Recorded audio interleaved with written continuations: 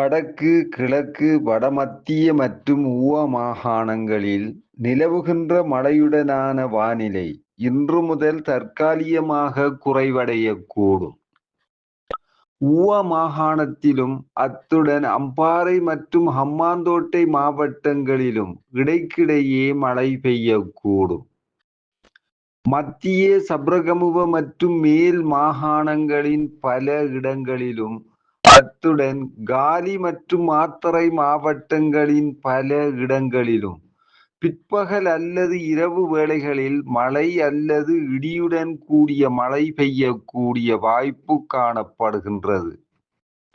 வடக்கு, கிழக்கு, வடமத்திய மற்றும் வடமேல் மாகாணங்களிலும் அத்துடன் ஹம்பாந்தோட்டை மாவட்டத்திலும் மணித்தியாலத்துக்கு 30 முதல் 40 கிலோமீட்டர் வேகத்தில் அடிக்கடி ஓரளவு பலத்த காற்று வீசக்கூடும். மத்திய சப்ரகமுவ மற்றும் மேல் மாகாணங்களின் சில இடங்களிலும் அத்துடன் காலி மற்றும் மாத்தறை மாவட்டங்களிலும் காலை வேளையில் பனிமூட்டம் காணப்படும். பலத்த காற்றும் மின்னல் தாக்கங்களும் ஏற்படக்கூடிய சந்தர்ப்பங்களில் பொதுமக்கள் அவதானத்துடன் செயற்படுமாறு கேட்டுக்கொள்ளப்படுகின்றனர்.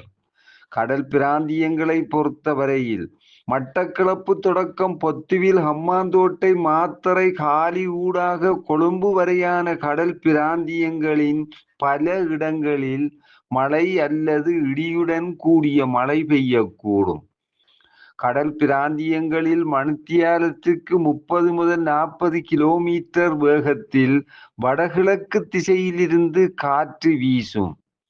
கொழும்பு தொடக்கம் புத்தளம் ஊடாக காங்கேசன்துறை வரையான கடல் பிராந்தியங்களில் மணித்தியாலத்துக்கு 50 முதல் 60 கிலோமீட்டரிலும் கூடிய வேகத்தில் அடிக்கடி காற்று அதிகரித்து வீசக்கூடும்.